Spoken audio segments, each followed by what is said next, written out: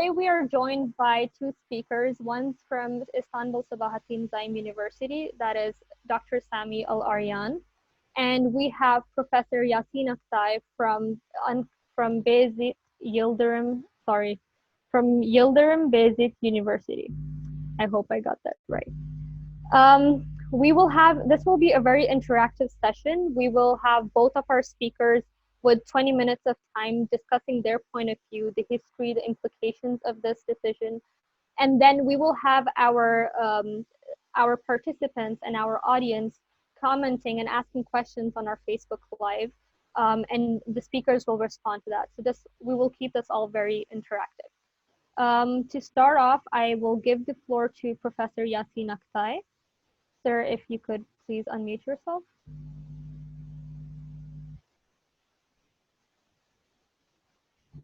Okay, thank you very much. I would like to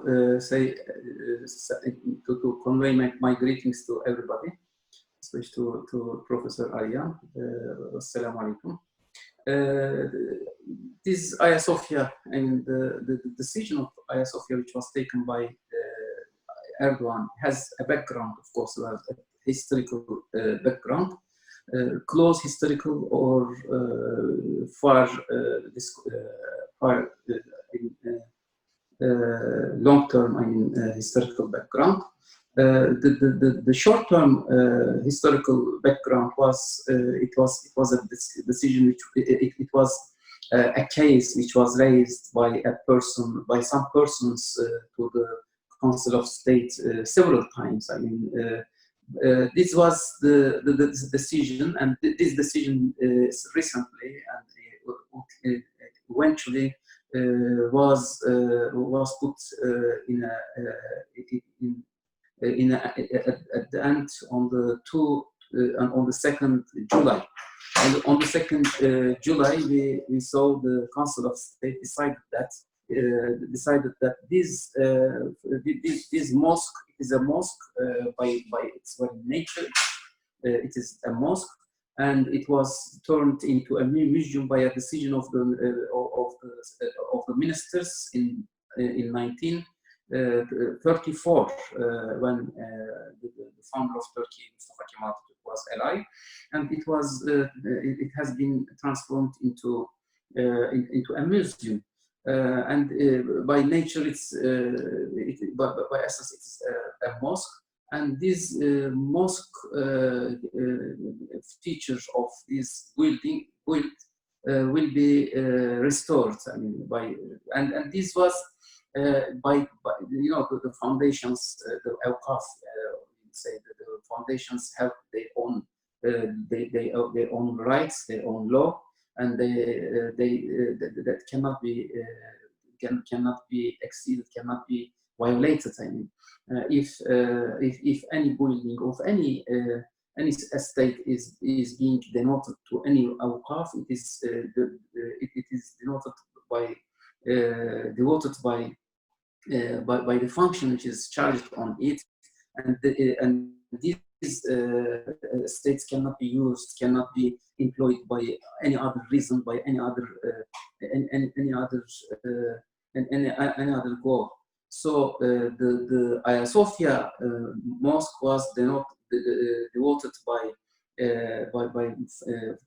Fatih Muhammad the Conqueror, the second Mehmed the Conqueror, Fatih Sultan Mehmed Ali, when he devoted this building to a mosque, to be used only a mosque, and it cannot be. He also noted that in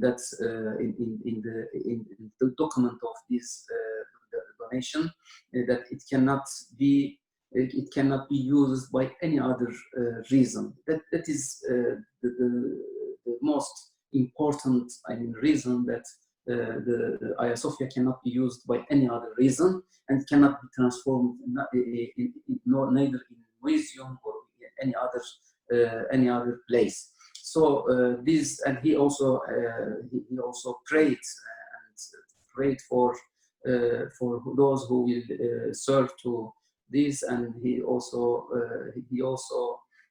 condemned those who will be used it for any other reasons. And this document was the basic reference for the Council of State to build their, to establish their decision. And this decision was taken eventually in July the 2nd, but the reason for this for this decision was declared on the last Friday, and I think it was 10th July. After about a week, it was declared. It was announced to the public, and building on this, relying on this decision and on these references, Recep Tayyip Erdogan, as the head of the state and as the leader of Turkey, he decided and he signed the protocol that the memorandum between to transfer this build from museum, which is all the museums are belonging to the Ministry of Culture, and it was transferred to the Ministry of Religious Affairs now. Now the Religious Affairs is responsible of controlling it and of all its maintenance and all of its management.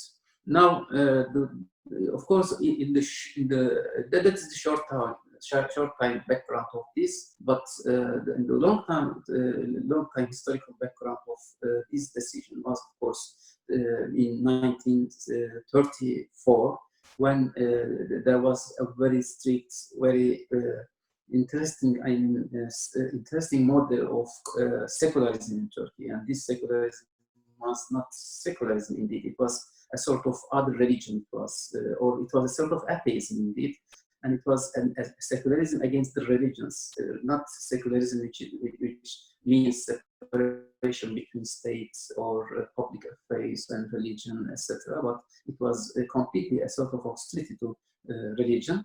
And this, out of this religion, of course, there are also some other tendencies in the elite group of ruling elite groups of Turkey, and there was a very arrogant and aggressive sort of secularism, which was fighting all the appearances of religion in Turkey, religious appearances of Islamic appearances in the public sphere, and they were fighting against all these. And also this decision was part of this sort of secularism. And now in Turkey, you cannot say that Turkey is far away from secularism. I think it is closer to the European style of, or American style of secularism now. It is really a sort of religious freedom is guaranteed to everyone, not only Muslims, or to all the minorities, etc.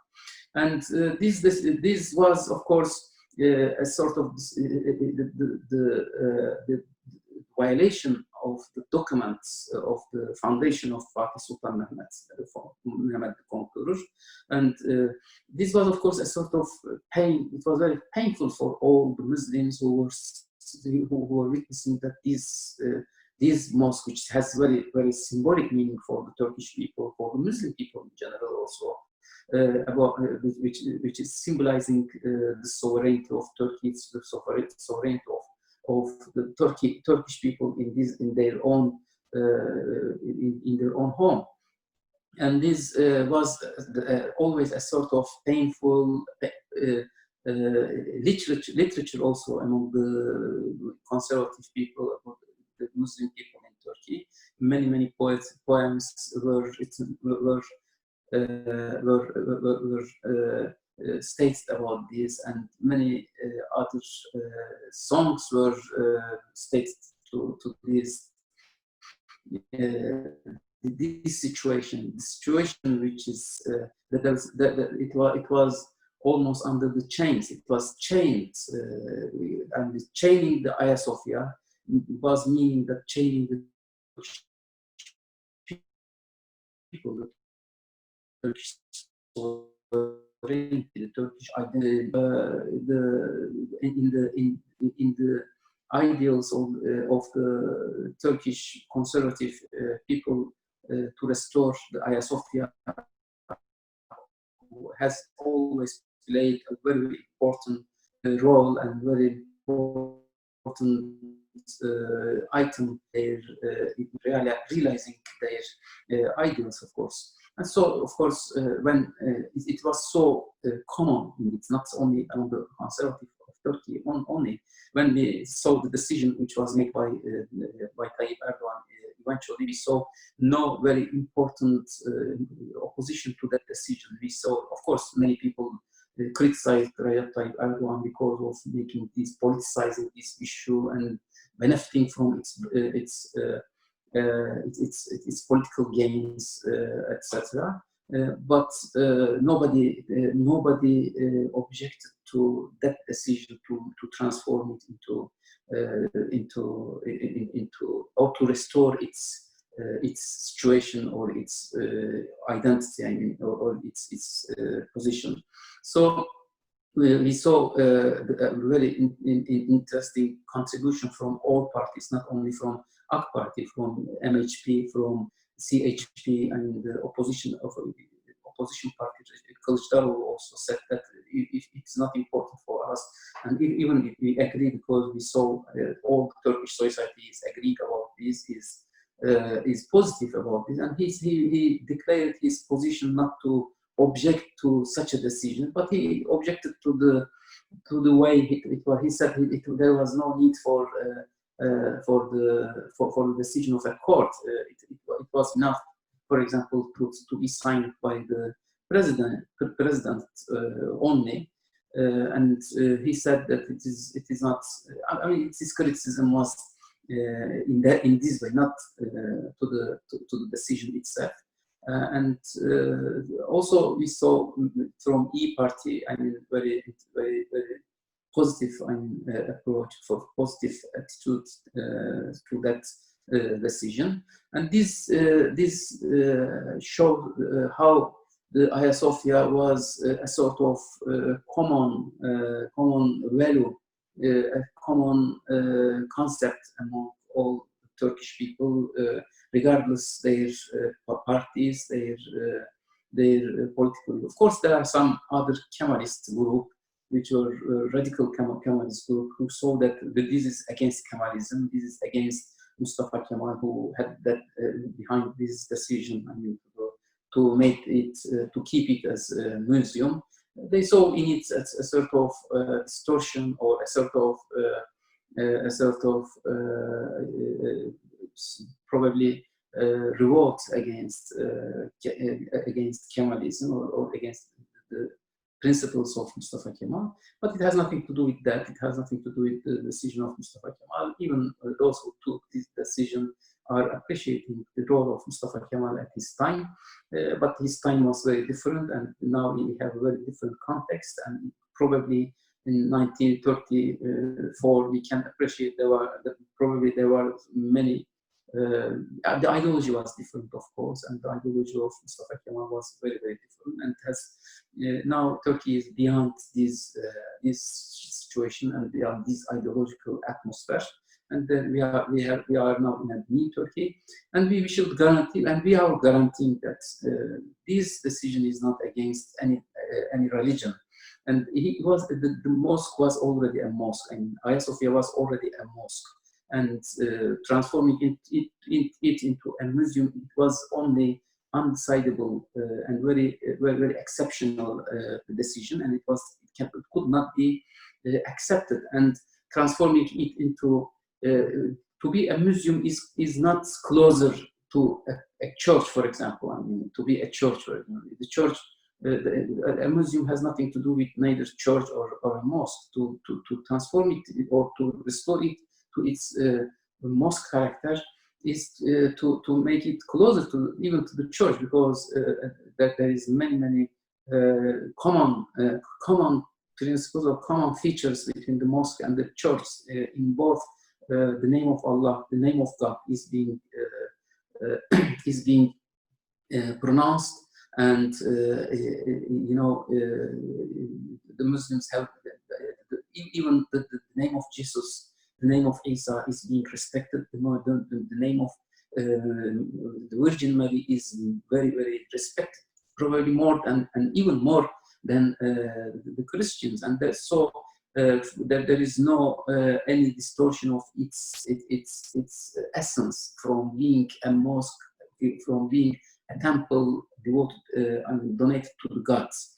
So we can guarantee to our Christian brothers that there is no any reason to worry about the character of the mosque, about to be transformed into a mosque. And even its historical and cultural aspects, the cultural features will not be touched, and all will be kept in their own authentic position, as they had been protected when it was used as a mosque for more than 500 years. And you cannot, the Turks, and I should remind that also, for those who say that it was transformed from in the time of the concurrence, it was transformed from church into mosque.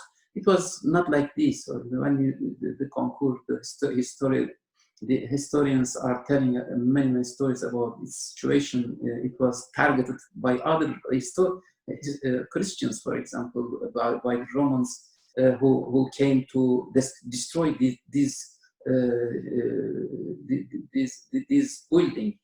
And the Muslims, when they took it, it was a sort of, there was a reminder from it, and the Turks restored it, and they served to its very character, very temple character, and they restored it, and they protected it, and making it or restoring it as a church, restoring it as a mosque is more guarantee to protect it and to carry it to the next generations. And besides this, of course, we can mention about the document which was declared by Recep Tayyip Erdogan when he declared his decision about this. He had a speech, very interesting speech. It was like a manifesto, and he mentioned that freeing or emancipating Hagia Sophia means for example, to revive many common values, between universal values which are common between us, between the Christians and the Muslims and the Jews and all other religions, for example. And also it is referring to the fact that we as the Muslims, as the Turkish Muslims, have a message to the world. Our message is freedom of religions. It is freedom of the temples, freedom of the mosques and synagogues and religions in general, of course, and the churches. So that is also which was shown and proved in the Muslim history in general. We can see, and you can see, everybody can see in the Muslim history. Nobody can see that any massacre to the religions because of their religions, and no intervention to any other to the religion. Just the Muslim states have always been the guarantee for the freedom of religions of everybody, not only for the Muslims. Okay? And so the composition of the Muslim societies or the Muslim civilization, is reflecting this plurality, and is reflecting this freedom, and reflecting the respect to all religions. And so nobody should be worried about the end of any religious spaces in any Muslim society. Not to talk about, of course, some really distorted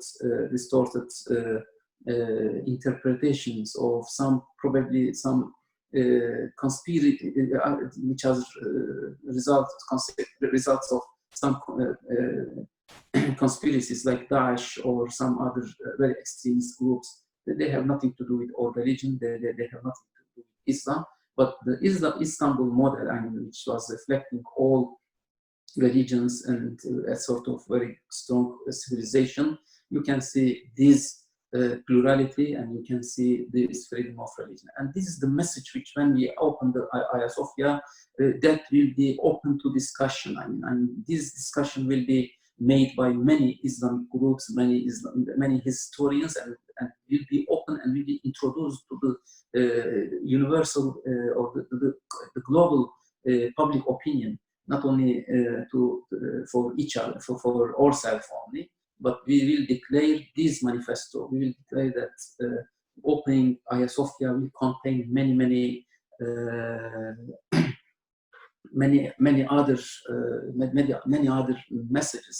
And Turkey now, with all its play, you can see even in the AK Party period, which had this decision, and you can see the restoration of many churches, many foundations of other religions, of the Jews, of the Christians were restored. Many churches and synagogues, you can see they were restored by the support of Turkish state and by Turkish government, and their awqaf or their buildings were given to them again. Those who were confiscated before, I mean, by the state in the 30s and 40s, which was applying very interesting, which was practicing very extreme secularism. Extreme secularism of the 20s or 30s or 40s was not only against the Muslims, it was also against the Christians and the Jews, again, against all the Muslims. And so now you can see with Hagia Sophia would symbolize many things, not only, for example, realizing the dreams of the Islamists of Turkey. It has nothing to do with that. It was its own right, and it was a very wrong thing to keep it as a museum, where the museum there is no mention to God's name in the museum. The museum is something very far away from its religious function, very far away from being and memorizing God's name, Virgin Mary's name, or Jesus' name, and now it is very much closer to its essential character, and its essential character, which was built in the 40s, in the fourth century, and there was the Christianity that was prevalent at that time. It was named by the Muslims as Islamic. I mean, that Christianity was equal to Islam, and Islam is heritage, and that's heritage, inheriting that heritage, and it is very loyal to that heritage, and it will be loyal to that heritage. Nobody should be worried about this. Thank you. Thank you very much, Dr. Yasin, for enlightening us about the history of the move. Now we will have Dr. Sami from Istanbul Sabahattin Zaim University. He's the director of the Center of Islam and Global Affairs. He will now explicate on the implications of this move for Turkey, for the international world, what it means. Please, sir, would you take the floor? Thank you, Sahar, very much. And thank you for the CIGA Student Society for bringing us together with Dr. Yasin to discuss this important issue that I'm sure has attracted many parties around the world. Let me expound on some of the points that Dr. Yasin has made in his presentation. From a historical point of view, again, we're talking about two different eras, including, of course, the laws of conquest, the laws of war. Istanbul was conquered in 1453. That is a different time frame. During that time and before, these eras, you can either take a city or a piece of land through either conquest or treaty. And depending on which one happens, then there will be different consequences. So for example, Umar ibn al-Khattab, during the first part of the Islamic Hijrah years, first decade, the second decade, he entered Jerusalem through a treaty. And with that treaty, there were certain obligations on the conqueror, on the person who is taking possession of the land, by which they have given certain guarantees to the people of Jerusalem. And that's, of course, what happened when Umar promised certain things to the people of Jerusalem, and he didn't convert, for example, the Church of the Holy Sepulchre to become a mosque, even though some people thought that that could happen, even though it is directly related to the historical Jesus. But he said no, and that's where he prayed is to what today we have as the Mosque of Umar. On the other hand, when the Sultan Fatih II, the conqueror, when he entered Istanbul, the people of Istanbul refused to have a treaty.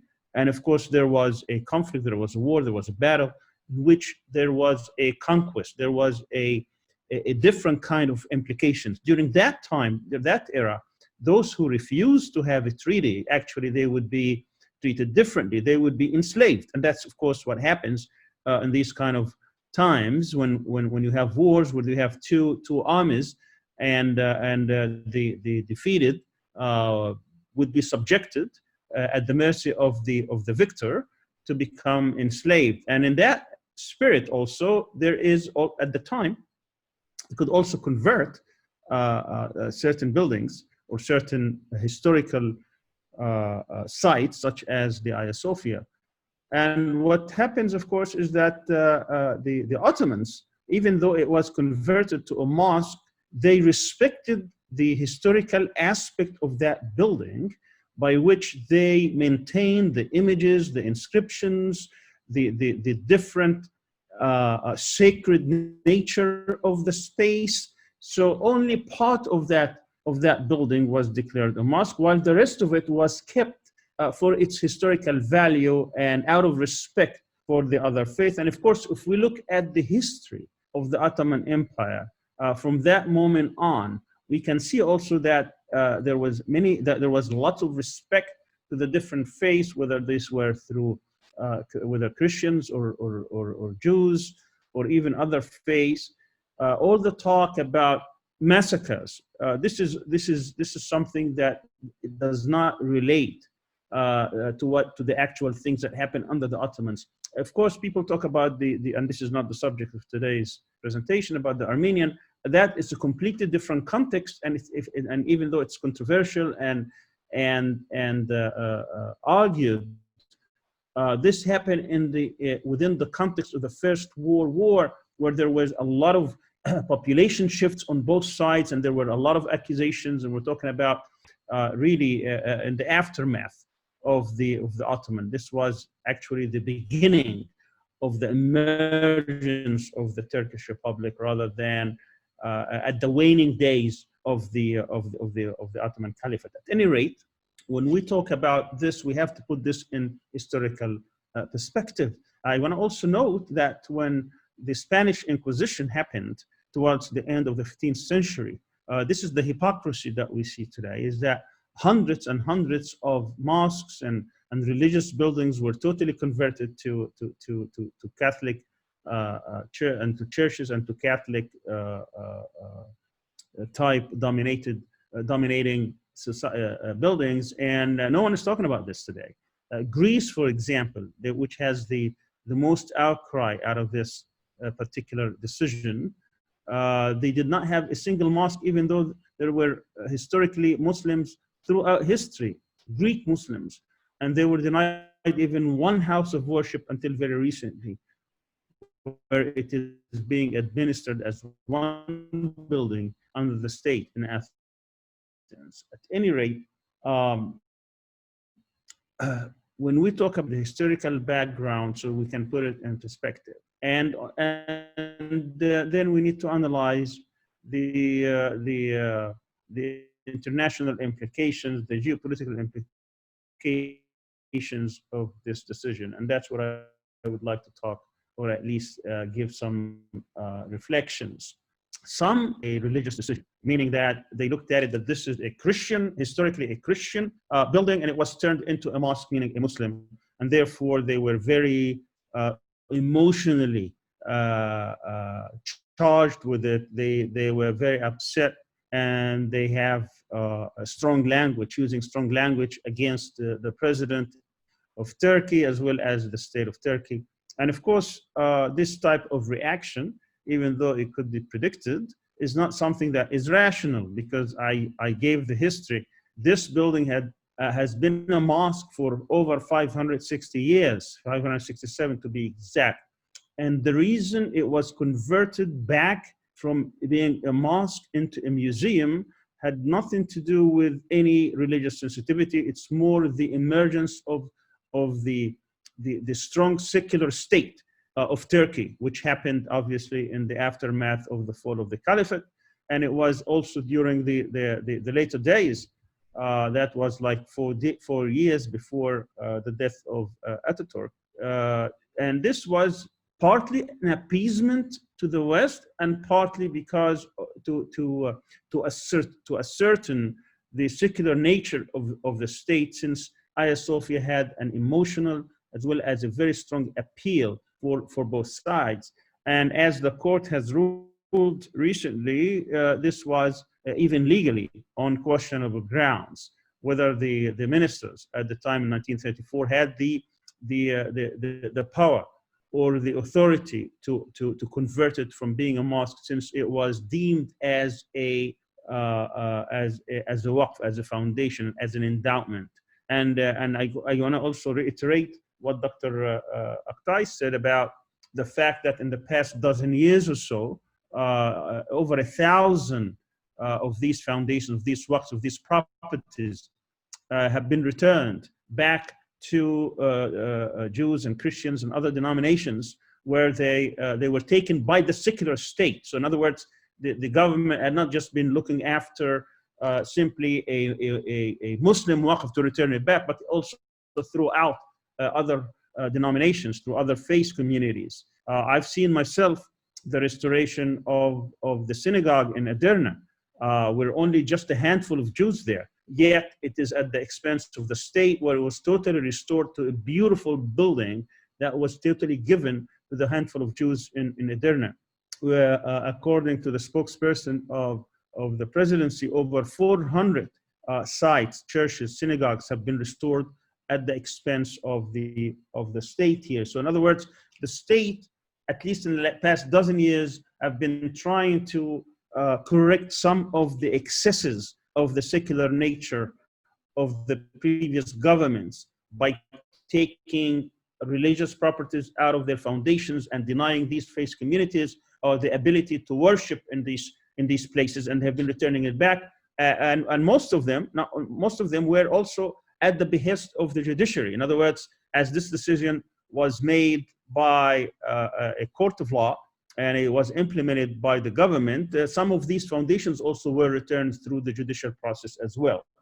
Now let's turn into some of the international implications. Again, I said some were upset and very emotional from a religious perspective. We saw this from different religious leaders, the World Council of Churches, the Pope, even though, by the way, Istanbul itself was briefly conquered by the Catholic, by the Crusaders, which was obviously under the Pope himself, between in the 13th century and early 13th century, for about 57 years, from 1204, I believe, to 1261. It was ruled by the Catholics, and there they desecrated of course, the history of this was under the Byzantines, so it was more of the Eastern Orthodox Church, which transformed after the conquest to Russia. And that's an interesting note that I would cite about the action of Russia. But it was the Catholics themselves that they held this for about 57 years, and they desecrated this place and turned it into basically a Catholic, even though the schism that existed between the Catholic and the Orthodox Church. At any rate, we saw this also of some of other religious leaders. for the irrational reaction of some of the even politicians in Greece, Italy, and other places. So this was one reaction, which is the religious aspect. The second was some people were very upset because they thought now Turkey is returning or reverting pluralism that is attached to Kemalism here in this country, and that is the culmination of turning Turkey from being a pure secular state into a more religious or conservative religious state. And of course, this is not something that is noted now. This has been noted now for at least 10, 15 years with the emergence and the continuous rule of AKP, the Justice and Development Party. But of course, there is a political agenda behind this, because certainly the AKP is not a Kemalist and is not a secular party from the notion of what secularism means. It's a different kind of a party that it tries to correct historical mistakes towards religion. It tries to portray itself as a neutral between the state and religion, and therefore any excess of being an anti-religious trend, it tried to correct this. It never presented itself as an Islamist party. It never presented itself as trying to bring Sharia into public life. It respected much of the tradition of secularism, but tries to counter the excess of the secularism. It remains to be seen how that's going to progress in the future. But so far, this charge that somehow this party is trying to Islamize the government or Islamize public life is just does not born the truth, because again, this is not the subject here, but that particular charge is false, at least to the present time. When we talk about other reaction from a geopolitical perspective, again, we're talking about from a realist part. There are two examples that would be notable. One, for instance, is Russia. From the Orthodox, the head of the Orthodox Church in Russia, they condemned the decision because of this emotional attachment to the place. But when you look at the government of Russia, they were very balanced and very realist in their reaction, measured. The spokesperson of Putin said that this is an internal decision for Turkey and that we respect the sovereignty of the state, because in his mind, he wants to preserve whatever relationship has been established for the past few years with Turkey, especially on the strategic issues such as what's happening in Syria, in Libya, and through as well as the bilateral relationships, the arms purchases and all that. So there is a strategic partnership that has been strengthening in the past few years, and the Russian government is trying to preserve that.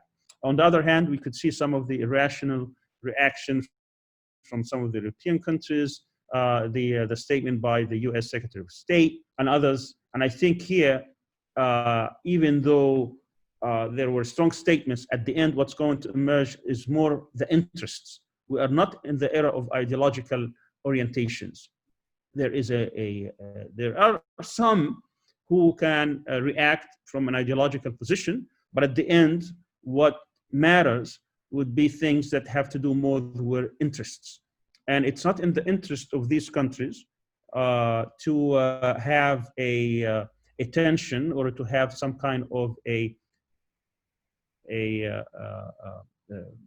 bad relationship with Turkey, because that decision has been made. And I don't think that decision is particularly challenging, because it will be more like Notre Dame in France or Sultan Ahmed here, where there will be prayers offered in that position, but it will still be available to anybody to visit and to enjoy that visitation. So it's more symbolic than something that would be of a permanent wound, as some would like to do it. I have also another example I wanted to show, about the Muslim world, because a lot have been a lot of people have been talking about the similarity with Al-Aqsa Mosque, that since Turkey has turned Hagia Sophia into a mosque, and it was a church. It wasn't a church. When we talk about church, we're talking about 1453. We're not talking about yesterday. As opposed to the Zionist occupation of Palestine and Al-Aqsa Mosque, and therefore that as if if we agree with this, then we have to give the Israel the right to convert Al-Aqsa Mosque into a temple.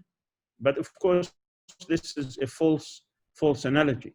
I talked about what were the previous rules and what they are today, but also the Muslims never conceded, never gave, never. I mean, we're talking about the number of Muslims inside Palestine today, not even considering the Palestinians outside Palestine, even the majority of in the land of historical Palestine. We're talking about possibly 8 or 9 Muslims and Christians, Palestinians, versus 6.7 Jewish. It's what we have today is an apartheid state. We don't have something even akin what's happening here in Turkey. Turkey is 99 point something percent Muslim. There is no contestation that this was somehow in the hands of some Christians and now they went there and grabbed it and they kicked them out. That is not the case. But what's interesting, again, when we look at the geopolitical implication, is the reaction of the some of the Arab governments and the people. The people, for the large part, across the Muslim world and the Arab world, were supportive of this and were very happy that they saw this, again, in symbolic terms, that this is one of the few times where they can be proud that a Muslim country is able to assert its sovereignty and decision, even though it wasn't taken well in different parts of the world, even though these Western parts of the world are the ones calling the shots.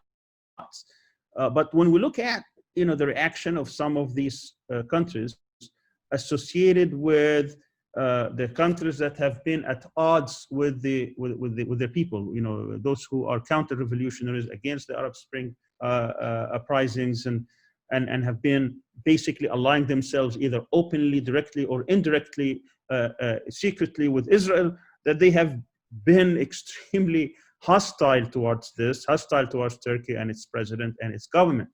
And we saw this in their media. We saw this reflected also in social media and others, where even at Al-Azhar itself, which is one of the most historically speaking, one of the most important religious symbols in the Sunni world, that it was condemning this, and basically one of its scholars was saying that praying at Hagia Sophia is not going to be accepted, something that is out of really out of someone's corrupted mind, so to speak, that they would be given such a distorted fatwa and a distorted opinion. And that is just a reflection of the geopolitical side of what's happening. All these people are always against Turkey because Turkey has been trying to side with the people, historically speaking, as well as with the legitimate governments, whether in Yemen or in Libya or in other places, and they have been even forming coalitions to preserve the right of Turkey when we talk about the what's happening in the Mediterranean, and the other side, which they have been allying themselves and building coalitions, whether in support of Haftar or in support of the conglomerate Eastern Mediterranean gas companies. All these factors are part of this. So they trying to ride this and take advantage in which to malign Turkey and malign its president, and putting them as extremists, as extreme Islamists, and so on and so forth, and try to bring this into a situation where it could be interpreted as being part of this hegemony that they're trying to sell this to the West, this alliance of Iran, Muslim Brotherhood, Turkey, and so on and so forth, which is, of course, is very reductionist and false. So just to sum up, because we want to get into the situation about questions and answers, the geopolitical implication here is not going to change. Before the decision and after the decision is the same. It's just they are trying to use it so that they can stir the pot, so to speak, in order to make it more difficult for Turkey to have good relations with the West. Of course, that's going probably to affect. I mean, I think that train has left the station a long time ago. The question of ascension to the EU, to make it now, you see, we told you so. These people are this and that. But I don't think overall this is going to be a long-term impact or effect on how Turkey conducts its international relations, or how the other parties would react towards Turkey because of this decision. I think this is a probably a very minor one in terms of how it's going to affect the long-term relationship, and we have seen that also in the other files throughout the region. Let me stop here, and of course, inshallah, we can take questions. Thank you. Thank you very much for your thoughts, sir. We will proceed with the discussion now. I want to remind the audience that if you have any questions, you can comment that on our Facebook Live, and I will read them to the presenters. Before we delve into the questions, I have one question myself regarding the statement that Erdogan said when he was announcing this thing. And he says that, this is basically the harbinger for, this is a harbinger of a resurrection of Hagia Sophia, is a harbinger of Al-Aqsa Mosque's liberation. So what do you think the implications of this are, like, from a realistic perspective? Is this plain political rhetoric? Is this just to appeal to a Muslim audience, or do you think this actually holds some significance for Palestinians and the Palestinian cause? Who's this addressed to? Both of us? Both of you can comment on this, but I feel that it would be more relevant to you, sir. Well, of course, the Turkish president has been at the forefront of the fight about Jerusalem and Al-Aqsa. I mean, when the United States decided to move its embassy to Jerusalem in December 2017, he was at the forefront of this and saying, this is our red line, this is unacceptable, and so on and so forth. So in terms of rhetoric, Turkey has been making all kinds of noises regarding Al-Aqsa and regarding Jerusalem, regarding the Palestinian issue in general. It's also been one of the few countries that have been supporting the Palestinian cause, not in words, but also in action, in terms of how it helps many of the Palestinian institutions on the ground, particularly in Jerusalem and the West Bank and Gaza. However, I mean, it has not gone beyond the rhetoric. In other words, we haven't seen, for instance, the cut-off relations, or taking this the extra step in diplomatic relations, not even to speak about other kinds of concrete things like cutting trade. Turkey still has the biggest trade with Israel in the Muslim world. It's almost $4.5 billion, which every other country is dwarfed by that number. So we need to, and I think that would not come from the government, it would come more from civil society, because I think the government has too many, we say in Arabic, too many watermelons that they're carrying. They cannot just take more than what they can chew. But at the end of the day, I think you still need the rhetoric. You still need to talk about this to give the people the hope and to set the direction. And I think that's what the Turkish president is trying to do. So I don't think there will be any kind of a shift, but I think it is just giving the direction in the future that Turkey will never forget the Aqsa Mosque. They will never forget Jerusalem. It will always be on their agenda, and they will not retreat from the final goal, which is to liberate it from under occupation. Maybe Dr. Yasin can expound on that. Sir, do you have any comments on this? Of course, as I mentioned about this, his speech when he announced his decision, at that night, the Friday night.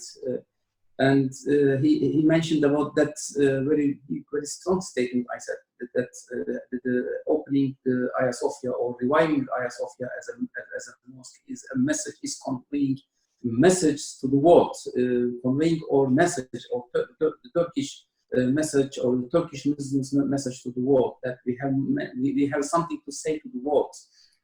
As we know that there are many wrong things happening, are ongoing in the existing world order, and we are objecting to this, and we are raising our voices or noises to all these wrong things. I mean, these mistakes that is happening in Israel, for example, in Palestine, against the Palestine by the invaders, by the occupiers, and the situation of Masjid al-Aqsa and Quds is very important in that sense. I mean, well, it is uncomparable, and what we do in Hagia Sophia and what the occupiers, the Zionist Israel is trying to do in Quds and in Masjid al-Aqsa are very different things, and of course it cannot be compared. They are uncomparable, and those who want to make some comparison between two are very ill intentioned, and they should give account that how you try to destroy a mosque, Masjid al-Aqsa, and try to restore one mosque 3,000 or 3,000 years ago has been built or destroyed by very nature, and now you try to make this under the name of restoration by destroying the 14 centuries old mosque in Masjid al-Aqsa. And that is what Israel is trying to do. And we should remind to all the world that the Muslims or the Turks, when they conquered Istanbul, they didn't destroy a mosque. They didn't destroy the church. They just converted it into a mosque. Only one mosque was being converted into a mosque, and they was, as a conqueror, they had the right to convert all the church into anything, but they didn't do this. And that is the style of the Muslims. That is the word that we can convey to the more. That is our message that we can convey by very proud. I mean, to be proud of this, of this practice, and this practice or heritage, and we can produce many good positive messages to the future of the world. And this is very important, I think. And what we are doing in Hagia Sophia is not conveying or converting a mosque from a church. It is just converting it from a mosque to restore it to its own character, its own function. Okay, there's a very relevant question here. Do you think there may be attacks on mosques or racism in West as a reaction to this? Like mosques may be turned back into churches if they were previously churches, like some sort of reaction from the West towards their Muslim communities? I don't believe so. I don't believe that there will be any kind of reaction from the people. I don't think that this issue registered even strongly with the people. It was mostly from politicians and some institutions that also, if they don't have a religious agenda, they do have a political agenda. I don't think that this has been an issue that has been talked about widely in the West. I think most people probably don't know what Hagia Sophia is. I'm talking about, particularly in the United States. I mean, they rarely know anything outside the United States, let alone some of these religious sentiments. And most of the West today are totally irreligious. I wouldn't call it anti-religion, but mostly are atheists or people who don't really care much about, maybe agnostics, don't care much about religion. So for this to take this turn where because of this action they're going to turn against Muslims and mosques, I just found it that argument is very, very weak, and I don't think that's going to turn into any of that at all. Dr. Yasin, any comments? can you remove can you repeat the The question? question is that do you think there will be any such reaction from the West, Ah, where, reactions. Okay. yes, where they I turn mosques into churches? I think these reactions, of course, there is a rising Islamophobia in the West, but I agree with Professor Aryan about such reactions or such ideological extremism is coming not from below. They are coming from the top, from some institutions, some politicians. Probably there may be something, but what happened already has happened in the Western world. You cannot see, for example, in Greece, you cannot see even one mosque. Although there was many hundreds of mosques were destroyed and they were already turned into church. Also in Spain, there are many churches.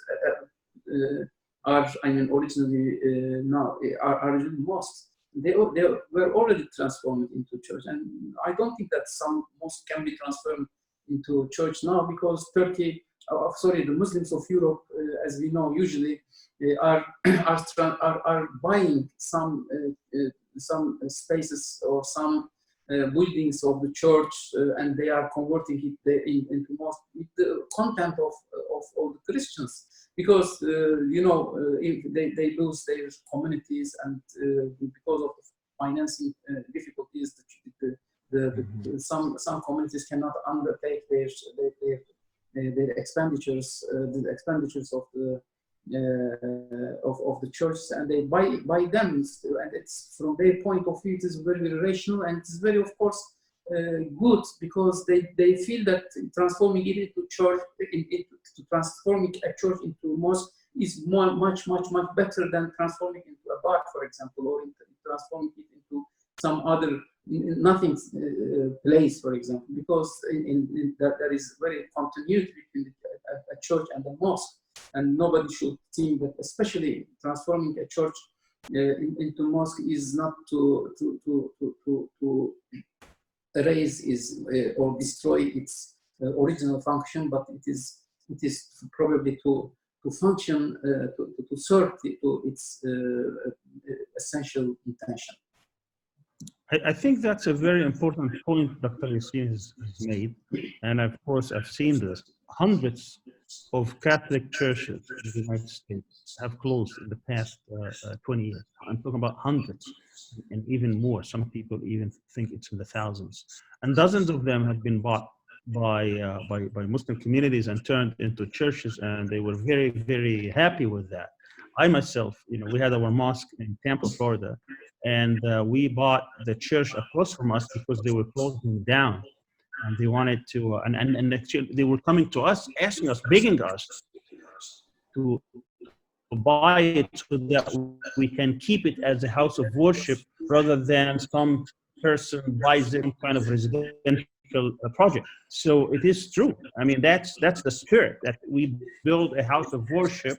If we can't maintain it, and if we can't find someone to do it, so at least we find some faith community that can take it and keep and maintain it as a house of worship. So I agree with that statement very much. And I think the same in Europe. It's even worse in Europe, where thousands of churches have closed down because they no longer have the communities that will maintain them and use them. Right. Why is this decision facing criticism within the Muslim community? For example, ISNA's president, Dr. Said condemned it. And there's a elongation on this comment that is this the Muslim community is doing this to appease Western powers and prove more loyal than the king. What are your thoughts? Yeah, right. Well, it's very unfortunate that after 9/11, a lot of the so-called Muslim leaders have really turned their back on the interests of the community, or even the principles of the faith, and they think by appeasing the other, meaning that and by the other I don't even mean a reasonable reasonable decision or a reasonable opinion or reasonable position, but it's more like appealing to the most Islamophobic and anti-Muslim sentiments. So on that particular individual, that he came with that statement, and I think I'm not sure if he issued it in terms of ISNA or as even though he's the president of ISNA or in his personal capacity, but he's been going through this phase now for over a dozen years, where he makes these statements, where he goes to different functions. I remember when he went and visited Auschwitz, the type of statements he made, even though Islam's position is to condemn the Holocaust and the actions and the atrocities of the Nazis, but he went beyond that in his position towards some of the initiatives that the U.S. government had, which was targeting Muslim activists and Muslim institutions, and the way that he reacted to that. So I think there are some leaders, some people who would make these statements and not out of principle or not even out of thoughtful argument, but more like as a reaction of these friendships that have been formed throughout the years with some of these extremists on the issue on the side of Christian Zionists as well as Jewish Zionists. And then you think that by taking their position or adopting their position, that somehow you would be accepted. And in his mind, probably, and mind of others, that somehow they will spare the Muslim community, the Islamophobes, which I think it's a very wrongful way of handling this. I have seen some of these. It's just atrocious. I've seen his some of the letters that were sent to Obama during his years as president, and they were signed, and they were never given to the Muslim communities. These kind of positions were never told to the Muslims, but they would be issued by these leaders. They would be signed by these leaders, in which tacitly they will be basically selling out the Palestinian people. They would be asking Obama, please get involved in the peace process, but don't allow the right of return. Something that the Zionists themselves would write, because they want to make sure that they will maintain the Jewish nature of Israel at the expense of the rights of the Palestinians, and that they will bring these people and they will ask them to sign these statements, so that this is how we can maintain our alliance. This is how we can maintain our relationship. And they would sign it, because they think, okay, we can compromise on the Palestinian rights, but maybe we can get something in return. But obviously, this is not a principled position. This is an unacceptable position. And I think what happened today is they think selling out Turkey today would make us closer to these groups where they can accept us. But of course, they will never accept you. I mean, these are not rational decisions. These are not people who look at you in a friendly way. They look at you as subservient. If you are not with us, then you are against us. And if you embark on this road, then you're never going to satisfy them. They will always demand more and more of you until you basically sell your soul. Right. There's another question. What do you think of the long-term implications this is going to have on a minority in a country where Muslims are minority? Okay, so a non-Muslim country where Muslims are in minority, for example, India. And I think somebody also talked about the Babri Masjid. People have been trying to compare that with it. And one example that comes to my mind is that of the Cordoba Mosque. So what are your thoughts on that? Let me start, and then Dr. Yasin can, of course, join in. I think the situations are completely different. I mean, we're talking about a mosque that was converted into a museum, and then people litigated this, under also a superfluous circumstances. This was not even a legal decision to start with. Going from a mosque into a museum was not a legal decision. All right. So what happened is that a court of law here in Turkey ruled that this was not a lawful decision. We're not talking about a group of people who have been persecuted or have been targeted or have been kicked out or have been burned, like what happened in India. And then or a church that has been destroyed and a mosque has been built on its place. That's not what we're talking about here. All what we're talking about is there was a situation that started in 1453 all the way to 1934. Actually 1931 to be exact. For 3 years, they said we are going to restore this mosque, or at least renovate it. And then they made an abrupt decision saying it's going to be converted into museum. No questions asked. There was no party here that says we wanted to make it a church or a museum. It wasn't turned into a church and then became a museum. It was a mosque. And they said, okay, we're going to return it back to the status quo ante. We're going to take it back to what it was. Part of it is going to be a mosque, but the larger parts would be available for anybody to visit. When you go to Hagia Sophia, anybody, you can go, you'll find the images of Mary from Christian perspectives, of Jesus, of the apostles, all these, they're still there in their magnificent way that it existed. They never destroyed that. That still exists. Now, we're talking, do we have really Christians here in Istanbul who were worshiping there and then they were taken out, like what happened in the Babri Masjid? This was a mosque that were there for hundreds of years.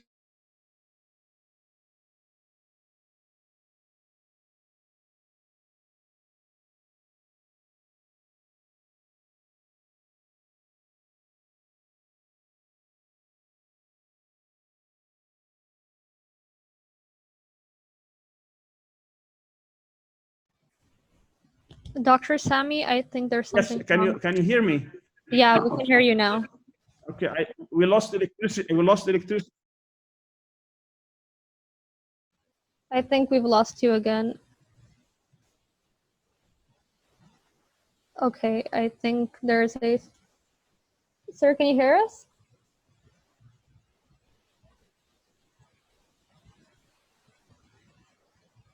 My internet was lost for a second, so I'm reconnecting now. Okay, I think it works properly now. Can you hear me? Yes, we can. Okay. All right, very well.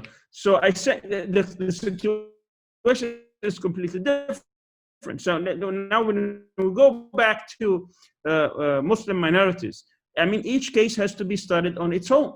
What happened in India was a mob went to a mosque, destroyed it, and after they destroyed it, they killed hundreds of people in the process, because they thought that somehow under that mosque it was a site for a Hindu temple. I mean, there's no comparison to the situation. And the same thing happens in Cordoba. In Cordoba, it was a mosque, and actually a mosque. It was not a mosque over a church. That mosque was turned into a church, and this happened in the 15th century, in the aftermath of the expulsion of Muslims and Jews from Andalusia. So if anybody has to object, it's for the Muslims that they need to go back and restore their. But no one is talking about that today. We didn't see UNESCO or other people coming and condemning the fact that hundreds of mosques in today's Spain and Portugal have been turned into churches for hundreds of years, and some of these churches, by the way, are no longer operable. They became bars and restaurants, have the people to worship there anymore. So let me stop here and let Dr. Yasin pitch in.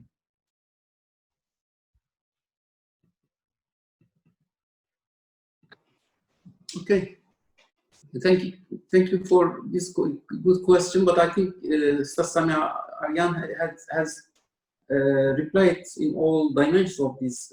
But I can try something about this. Of course, it is really very uncomparable about what happened, what's happening in India. And there is massacres to the Muslims, and there is the claim to restore some buildings from from the temple, Buddhist temple or Hindu temple, from mosque into Hindu temples, and to destroy a mosque. It is unbelievable and unallowable. It cannot be it cannot be allowed. It cannot be accepted and unacceptable to destroy any temple, either church or any. You know, the prohibition to the Muslims is about destroying a temple or a church or a synagogue, a mosque. Muslims never do this. They're very, very exceptional. They transformed, for example, some very, very limited places from church into where they conquered. They conquered by war. even there is a law of war, of course, in the history. Either we can, of course, discuss that in today's conditions, but the practice is not changing, and the practice is still when, for example, just in old time, I mean, in the 90s, where the Bosnia was targeted by the Serbians. I mean, they targeted the mosque and they destroyed many mosques. Even though the Muslims, when they replied to them, they reacted to them. They never touched any mosque, any church. And even today, you can go and visit some mosque in Bosnia where they were rescued from Serbian attackers, and you can see how they were being destroyed, and people inside were being burned and were being killed and massacred. But now,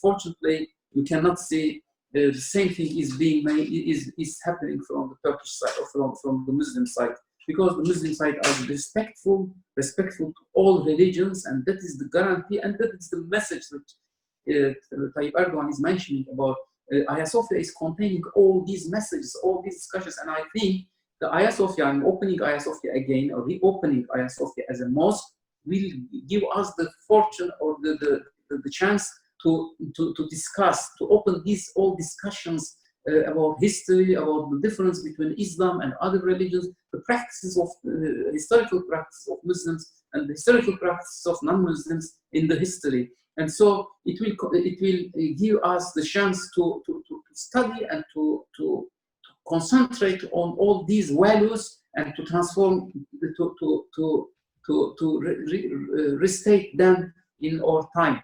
And this is the chance for this gives the chance for the Muslims to speak again, to convey their messages, because the world is not good, really not good, and it is under the pressure of Islamophobia, under the pressure of anti-Semitism, and under the pressure of many religious fanaticism, and from Hindus and from other places. And we will give the message to the world: let's live together, let's respect each other, and let's.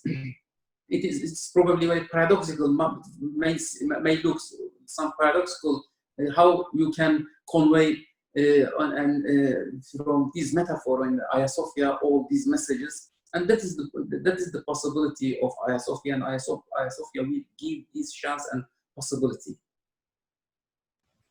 Right. Our audience seems pretty interested in what the Turkish reaction to this is. How have the majority of Turkish citizens reacted to this? And on that note, there are also opposition groups. We have the Kemalist or secularist groups. So in the face of such opposition, how did the decision-making come about from an executive, legislative, and judicial level? How did they solve any disagreement that there might have existed? I mean, these secularists or some atheists, there are so many groups who are objecting, of course, to this, but they have no any reason for objecting. It's just they are just because they are hating any Islamic symbols, any Islamic values, and that is not giving them any legitimacy. That is not giving any legitimate or reasonable or just any just right to talk about this issue. They have nothing to do with this issue. So their voices is unavailable, and it has no any importance, and it has no any significance. So we don't care about their voices, and now they have no chance. Unfortunately, in the past they have role in ruling the country, in ruling even the courts, and even ruling the country, or for the sake of some Western world, and they have now, alhamdulillah, they have no any role and any significant voice in this issue. Dr. Sami, are you here with us?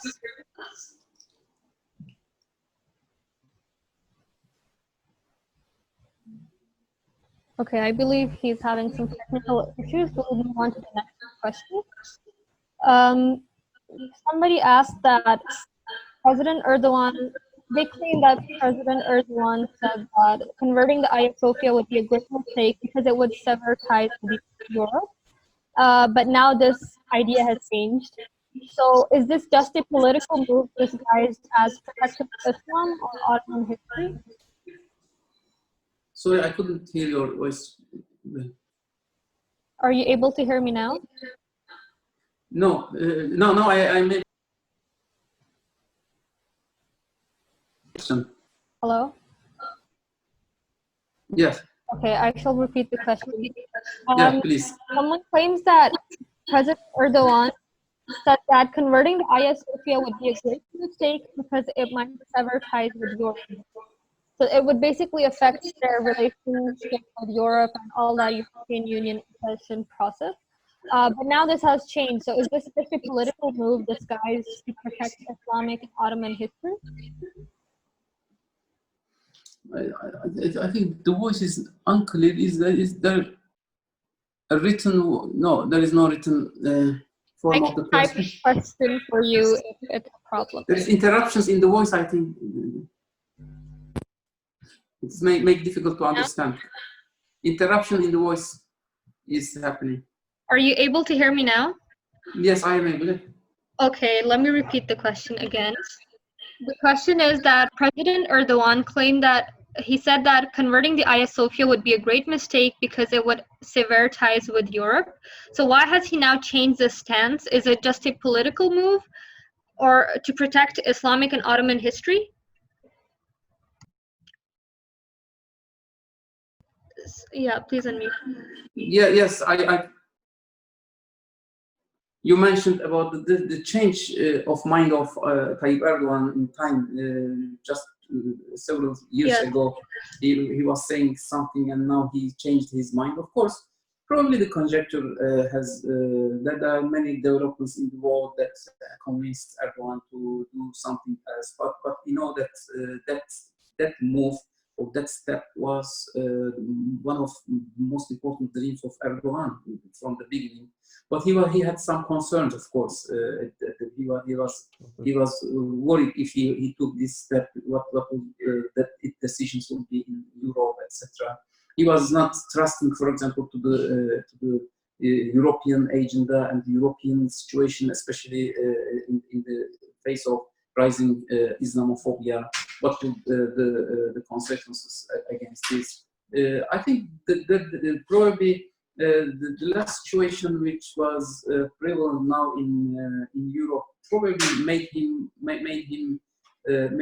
more optimistic about the possible consequences or the possible reflections of this decision, and he made his declaration to be more tolerant to the guarantee that he gave to all the world, and even though he had no such a requirement or any obligation to the world, because it is an internal issue of Turkey, and it is a sort of as a matter of sovereignty, self-sovereignty of Turkey, and nobody has anything to do about this decision.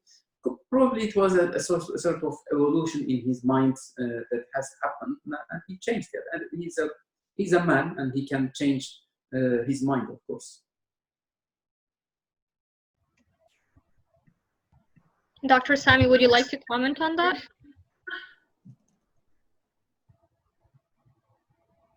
I did not hear the question. The question was that Erdogan, previously he used to say that what's the question? Hagia Sophia should stay as a museum.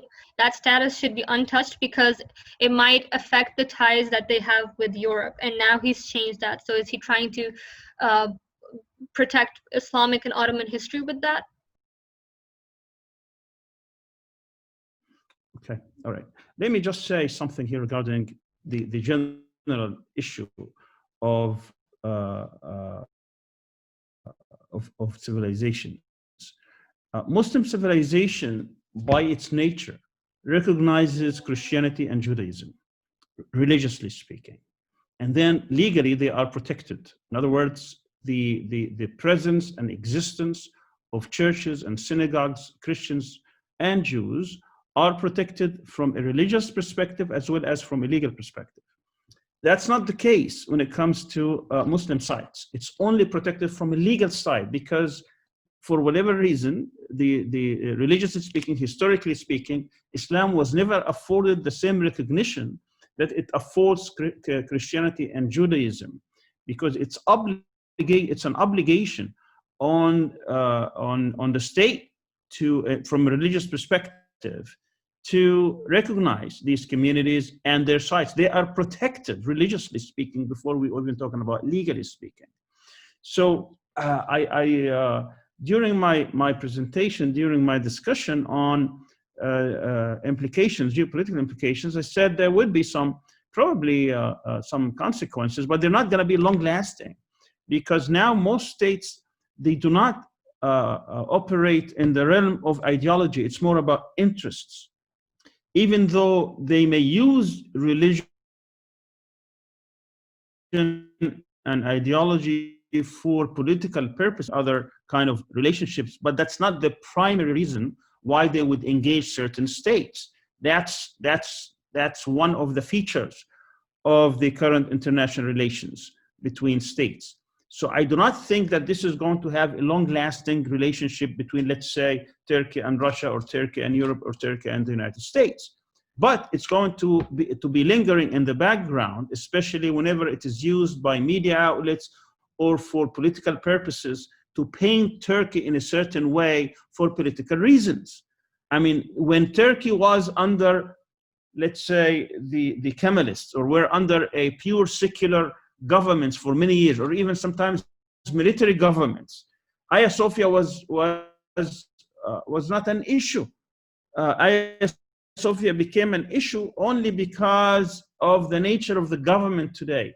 So if we have, I mean, even someone like Imam Mughal, he came in support of this. Even people who have been, so this is not something that could be used in order to change the nature of the relationship. It's only used for political reasons. I don't believe that this is going to have a long-lasting effect or impact. I think it's more like to be used either for internal reasons over at these countries, especially in Greece and others, or for political purposes. Right. And I already talked about the protections that are afforded.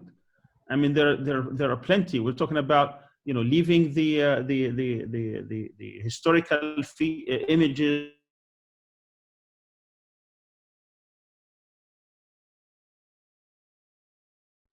Sir, we can't hear you again. And the historical records and the historic within that building that would be used for centuries of years.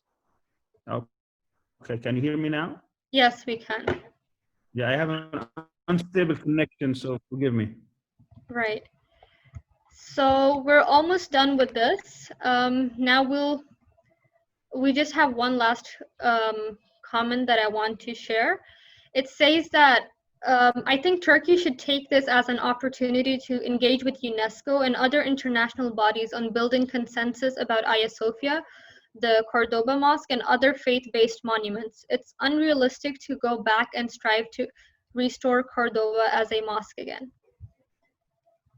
Are there any comments on that? Do you agree with that or disagree with that?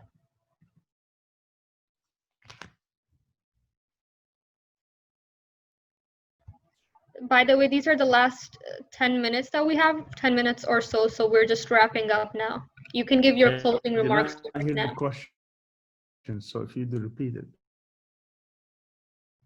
Just a moment. It says, I think Turkey should take this as an opportunity to engage with UNESCO and other international bodies on building consensus around Hagia Sophia, Cordoba Mosque, and other faith-based monuments. It's unrealistic to go back and strive to restore Cordoba as a mosque again.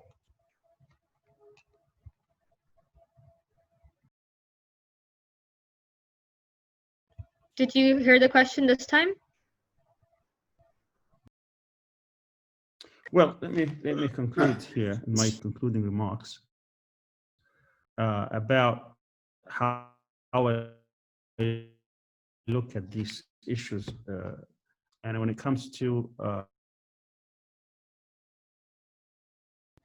sir, your connection is very bad. We can't hear you properly. Imagination, in particular imagination, the memory of people. Do you hear me? Okay, all right. Anyway, so All right, let's Dr. Yasin conclude, and I will see if I can say something at the end. Of course, I think nobody now have. It's unrealistic, yes, now to demand to turn. Of course, it is the right of the Muslim always to do this because it was the out of a massacre happened in Andalusia. But it is we have no revanchist idea and revanchist feelings in general. The Muslims in general are not revanchist.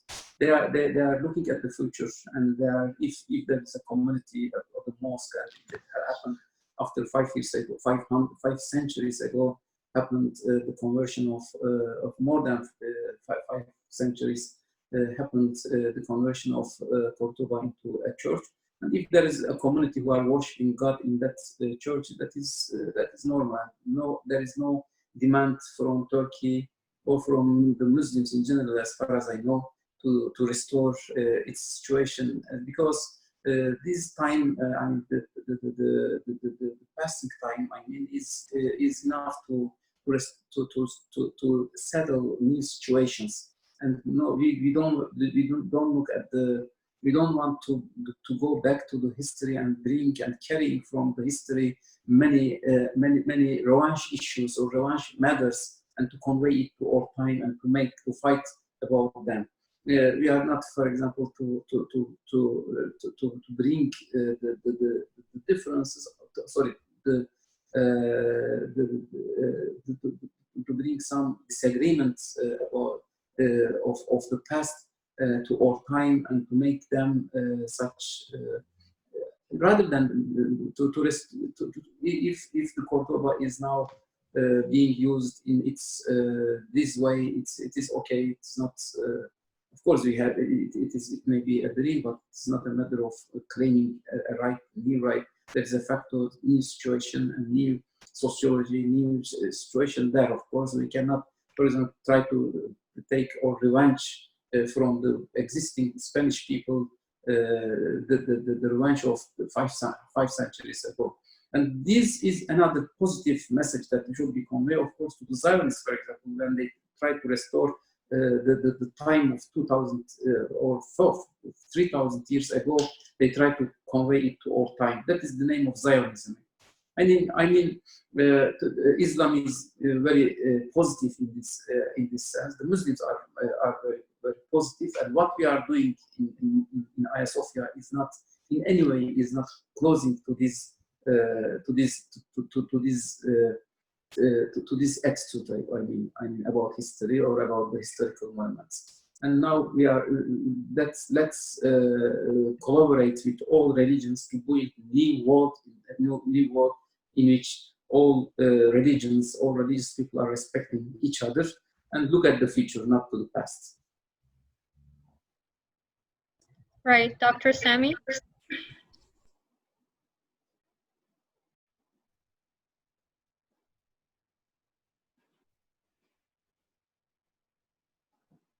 I think we're not able to connect with Dr. Sami again, or are we?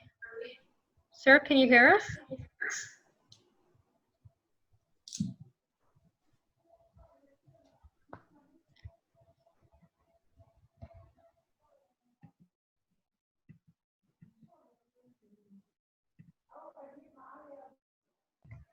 I think with that, we should just wrap up because we're out of time.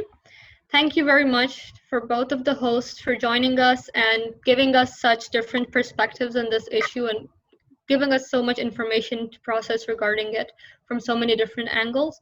Thank you to all of you who participated and who gave us such good comments and remarks on it. I would thank you all for joining us for this event, giving us your time. With that being said, we would like you guys to stay tuned with CIGA Student Society about our upcoming events through Instagram or through this Facebook page. You can stay connected with us. And with that, have a very nice weekend. Thank you all. Thank you very much.